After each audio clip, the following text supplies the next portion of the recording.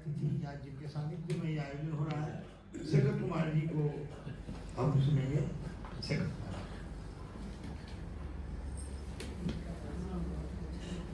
सबको हमारा नमन और सादर प्रणाम। और मैं बेहद खुश हूँ कि मैं केशव जी को जाना सोम जी के चलते, तो मैं धन्यवाद देना चाहता हूँ सोम जी को। और इतनी बढ़िया काम, मतलब मैं आप सोच भी नहीं सकते, मैं इतना खुश हूँ अभी क्योंकि मैं हर पल जीता हूँ। हाँ, मुझे पता नहीं है कि यहाँ से निकलूँ क्या होगा, तो मैं सोचता हूँ कि ये इस पल तो जी ले, अगले पल की पता नहीं। और जहाँ हिंदी की बात आती है, हिंदी तो भाषा है ही नहीं, ये हमारी देश की परिभाषा है। तो यही परिभाषा को अगर हम पूरा दुनिया नहीं ले जा पाए तो फिर मैं हिंदुस्तान का हूं ही नहीं। तो मैं लगभग 15.5 साल यूएई में और 1 साल सिंगापुर में और 2 साल मैंने अपनी पीएचडी अमेरिका में की, तो कुल मिलाकर के 16.5 साढ़े 18 साल में देश से बाहर रहा।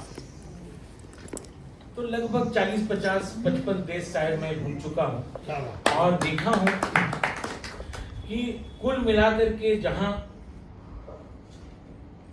जी सबको करीब लाती है वो हमारे हिंदी और उर्दू है। क्या बात है। तो मैं सोचा हम तो आप इतनी अच्छी, इतने ज्ञानी, इतने मतलब मैं इतने खुश हूं आपको पता ही नहीं है, मैं व्यक्त नहीं कर सकता। राइट, बहुत ही खुश हूं मैं इस वक्त। मुझे लग रहा है कि ये खुशी मिडिल ईस्ट में भी यहाँ की टीम को नहीं करूँ, वो मैं मन में सोचने लगा हूँ। एक तो लोग तो आ चुके हैं। बहुत मजा आ रहा है मुझे और इतनी बढ़िया काम कर रहे हैं वो केशव जी, मैं खुश हो गया। ये मुझे समझ नहीं आ रहा है कि हम तो बिजनेस संभाल लेते हैं, हम मैथ संभाल लेते हैं, हम पढ़ाते भी हैं, राइट, लेकिन ये मतलब एक दिन में ऐसे 50 इतने अच्छे लोगों को इकट्ठे कर लिए, ये तो कमाल है। ये मैग्नेट है। हाँ ये मतलब हाँ ये है।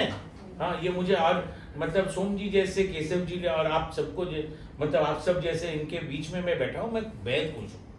ये मैं सबको फिर से मैं नमन करता हूँ। ये फर्स्ट है। दूसरी बात ये है कि मैं एक आवाज में 5000 लोगों को इकट्ठा कर लेते, वो मैं समझ गया। अब दूसरी बात ये है कि इतनी जरूरी है, इन्होंने वो एक रूम पे जो बात की, हाँ आपने किया, हाँ मैं दिल को छू गया।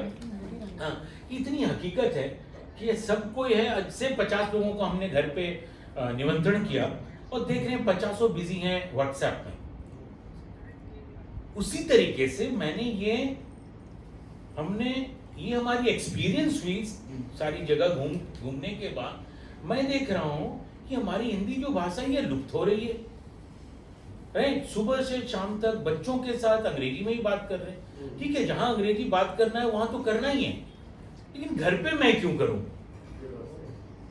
काम की जगह, स्कूलों में, बाहर कहीं एयरपोर्ट पे हो, जहां भाषा समझ नहीं आती वहां तो बोलना ही है, हमारे पास चॉइस नहीं है। लेकिन जहां चॉइस है वहां हम चॉइस को एक्सेप्ट नहीं करके हम उससे पीछे मुड़ गए। ये बहुत जरूरी है, हम सबको हमारी जिम्मेदारी निभाना। तो मैं जितनी मेरी छोटी तरीके से मैं कर सकता हूं, मैं प्रयास कर रहा हूं।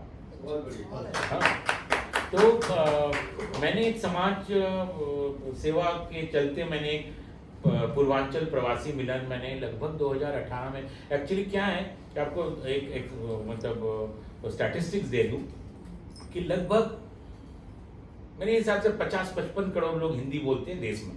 60 करोड़ हो गया, ठीक है। अब इसके बाद लगभग 80 लाख 90 लाख आते हैं नेपाल में। अब आप लोगों को कितने को पता है मुझे पता नहीं है। अब तीसरी जो हिंदी भाषा बोलने की जगह है वो है मिडिल ईस्ट। हाँ, मिडिल ईस्ट में 25 लाख लोग बोलते हैं सिर्फ मिडिल ईस्ट पे। तो मैंने सोचा यहाँ कुछ कार्यक्रम हो ही नहीं रहा है, गवर्नमेंट ऑफ इंडिया के तरफ से सारे एम्बेसडर को और कॉन्सुलेट जनरल को बता दिया गया है कि जैसे हमारे यहाँ हिंदी ऑफिसर्स होते हैं हर गवर्नमेंट ऑर्गेनाइजेशंस में, उसी तरीके से भाई आप लोग हिंदी के काम करना। तो मैं सोचा 4-5 एम्बेसडर हमारे दौरान आए 15 साल में। मैं सारे एम्बेसडर जिस दिन फर्स्ट डे आते हैं मेरे साथ सेशन रहता है। क्या बात। हाँ, मेरा सेशन उनके साथ रहता है, उनका सेशन मेरे साथ रहता है। वाह। हाँ, मैं बोलता हूँ कि देखिए 2 काम करना होगा, एक हिंदी को बढ़ाना है और जितने वर्कर जितने लोग हैं उनके प्रति आप ऐसा नहीं कि हम बिजनेस कर रहे हैं आप ज्यादा समय मेरे साथ दें, नहीं, आप ज्यादा समय उनके साथ दें। ये 2 चीजें हमें देखना है और हम ये पीएमओ में ऑन रिकॉर्ड रखूंगा मैं और मिनिस्ट्री ऑफ एक्सटर्नल अफेयर्स में। और मैं आज तक ये 5 एम्बेसडर और कॉन्सुलेट जनरल ऑफ इंडिया आए हैं, मैं 5 के साथ, सोम जी को शायद कुछ पता होगा, आलोक जी को और ज्यादा पता है। और मतलब ये हिंदी उर्दू करते करते तो मैं पाकिस्तान में भी फेमस हो गया। तो कैसे मुझे पता नहीं है, पाकिस्तान में लोग मुझे ज्यादा जानते हैं इंडिया से, ऐसी हो गई।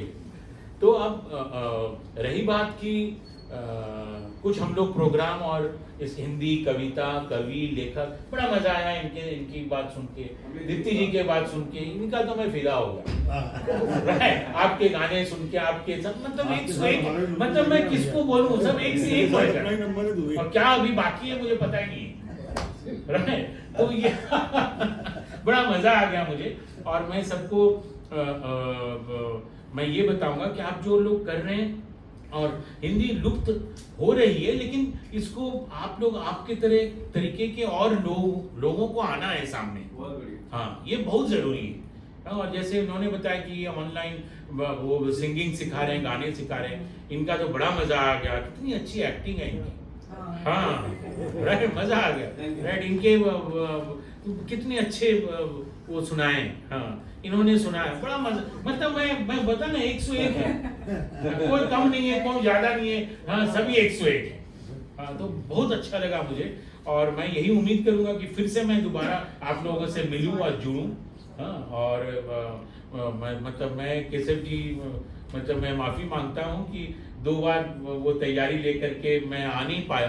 तो बट मैं कल पता नहीं अब कैसे, कल मैं परसों रात को मैं काफी हेक्टिक स्केड्यूल रहा मेरा।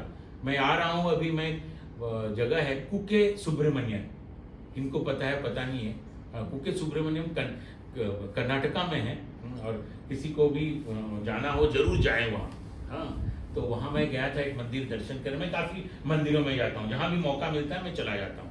तो वहाँ गया था, वहाँ से मैं मैसूर आया, मैसूर से मैं बैंगलोर आया और बैंगलोर से मैं बॉम्बे हूँ। कल शाम की फ्लाइट है, मैं फिर ओवरसीज चला जा रहा हूँ। और इससे पहले मैं कवर किया भुवनेश्वर, कलकत्ता, झारखंड, रांची, मैं कामरूप कामाख्या राइट, ये सारे 30 दिन में होगा। मैं वैष्णो देवी गया, मैं जम्मू गया, मैं श्रीनगर गया। तो 30 दिन में तो शायद मैं 22 दिन ट्रैवल किया हूँ। तो ये रही, बट ये मजा आ गया, मैं इतना उम्मीद नहीं किया था। It is beyond my expectation, ऐसा और मैं सच बोलता हूँ, मैं झूठ बोलता ही नहीं। हाँ, मैं मोदी जी, जब मोदी जी दुबई आए थे तो 20 लोगों को बुलाया गया था, तो 20वां मैं था। तो मुझे उम्मीद भी नहीं थी कि मैं जिंदगी में कभी प्राइम मिनिस्टर के सामने ऐसे ही बैठा रहूं।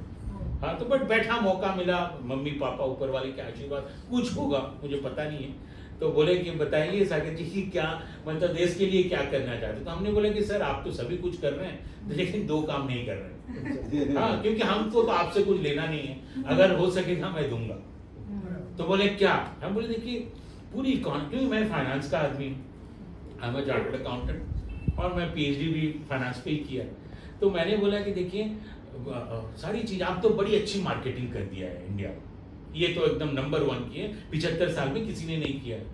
और दूसरी बात ये है कि हमारी मातृभाषा हिंदी है, उस पर भी आप काम कर रहे हैं, ये बहुत खुशी की बात है। लेकिन एग्रीकल्चरल कंट्री है, हाँ, किसान मजदूर यही है हमारी, इसको कैसे आगे बढ़ाया जाए इस पे ध्यान ज्यादा देना होगा। बल्कि IT तो होगा ही अपने आप राइट, लेकिन इस पे ध्यान देना होगा। इसके लिए छोटी सी देश है, इतनी छोटी देश है इजराइल, और सारा दुनिया को रन करता है एग्रीकल्चर में। हमें मतलब शर्म से झुक जाना चाहिए, इतनी छोटी देश और सारा दुनिया कंट्रोल कर रहा है। आप लोग 2-3 स्टैटिस्टिक्स ऐसा दूंगा कि आप सोच भी नहीं सकते।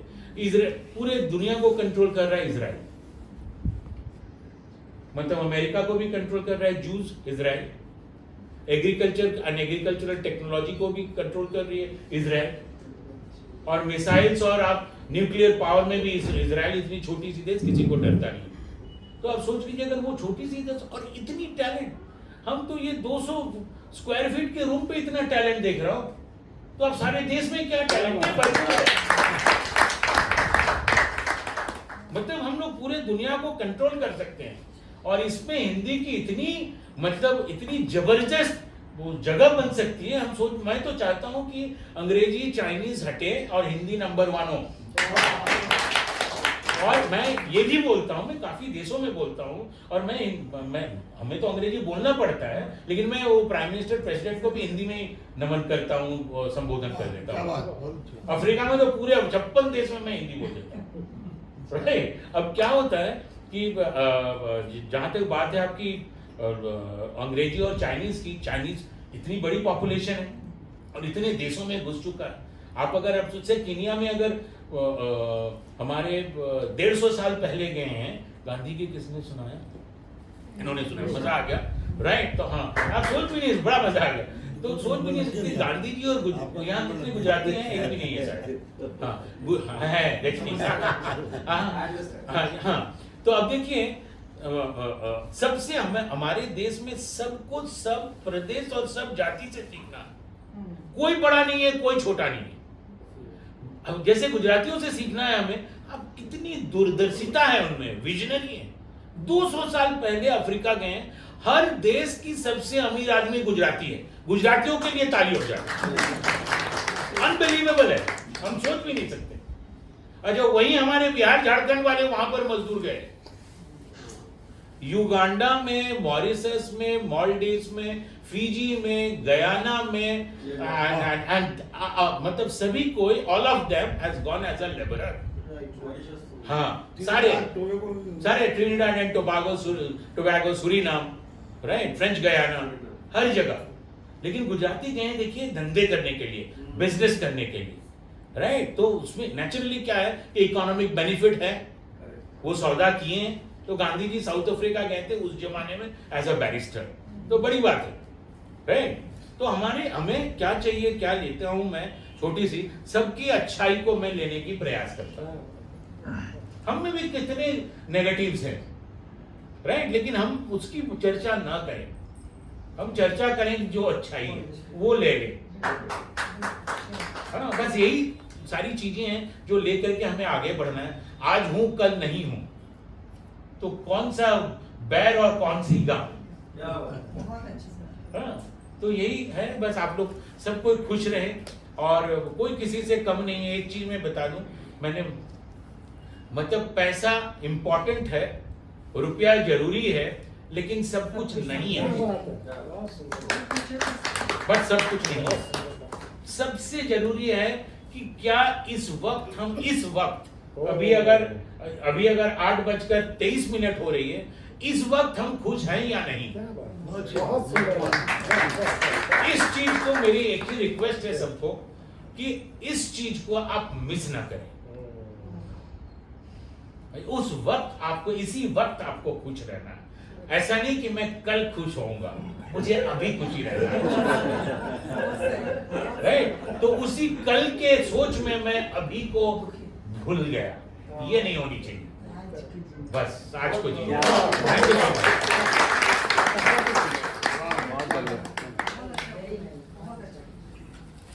ये विश्व हिंदी की जो विश्व हिंदी अकादमी मुंबई व एलसी स्टूडियोज के संयुक्त तत्वाधान में ये कार्यक्रम हुआ, हिंदी की विकास यात्रा और काव्य गोष्ठी। सभी को बहुत अच्छा लगा और आज का कार्यक्रम जो सफल हुआ, और इस स्टूडियो के जो मालिक, कहने का मतलब एलसी स्टूडियो के जो संचालक या करता धरता पूरे राजेश शर्मा जी, आभार व्यक्त करें। दो आप सब यहाँ पर आए, बहुत बहुत शेखर जी, मज़ा आ गया। मतलब लास्ट में जो आपने आपको सुना, तो मैंने बीच में ही ज्वाइन किया, कुछ बहुत इम्पोर्टेंट मीटिंग्स चल रही थी, लेकिन जितना भी सुना उसके बाद ऐसा लगता है ना, एक सही डोज से उसका अंतिम वो समापन जो है वो होना चाहिए। और मैं हर बार बोलता हूँ, अमित भाई पिछली बार बोल भी रहे थे कि मैं दीप्ति जी की बात से वो आगे करते हुए बोलता हूँ अपने बारे में कि सुन तो ठीक लेता हूँ लेकिन बोलने में दिक्कत है तो है। तो बोलना मेरा काम है नहीं। तो ये तो मुझे लग रहा है अपने जीवन में अगर मैं कहीं बोला हूँगा तो ये 2-3 बार, और उनके यही साक्षी हैं अमित भाई और बाकी ये सब जानते हैं। मैं तो बिल्कुल नहीं बोला जाता। लेकिन रविंद्र जैन जी के सानिध्य में उनके साथ रहे, उनकी सेवा की, तो कविताएं सुनने का एक जो समझ है वो थोड़ी बहुत आ गई है। क्या बात है, वाह। और ये भी बहुत जरूरी। मुझे लग रहा है कि एक रविंद्र जैन जी की एक बहुत अच्छा कविता का क्या बात? मुखड़ा है, वाह वाह। वो मैं सुनाना चाहूँगा। बहुत आप अच्छा है। खड़े होकर सर? है? नहीं, अरे वो सब गड़बड़ हो गया। तो वो मुझे बहुत अच्छा लगता है। उसका कैलकुलेशन जो है, वो जो रविंद्र जैन जी इतने महान हैं, उनकी तो हर चीज़ जहाँ से उठा लें वो अद्भुत है। वो लिखते हैं कि गोकुल की भोर, बरसाने की दोपहरी, वृंदावन की शाम देख लेती थी। गोकुल की भोर, बरसाने की दोपहरी, वृंदावन की शाम देख लेती थी। न जाने मीरा कौन सा काजल नैनों में लगाती थी, जो नैन मूंद के भी घनश्याम देख लेती वाह, थी। क्या बात है, क्या बात है। तो अपना तो कभी कुछ लिखा नहीं, लेकिन सुना बहुत है। बहुत बहुत आप सबका बहुत बहुत आभार, धन्यवाद। और जैसे आपने बोला कि आपको बहुत मज़ा आया, ऐसा मज़ा दोबारा हमेशा और भी हमको ऐसा मौका दीजिए कि आप को हम और आनंदित कर सकें। बहुत बहुत धन्यवाद सभी लोगों को। धन्यवाद। Thank you. आज ये पक्का हो गया कि अगले कवि सम्मेलन में राष्ट्रीय कविता पढ़ेंगे। ये जो बात है, आज पहला बीच को दिया है।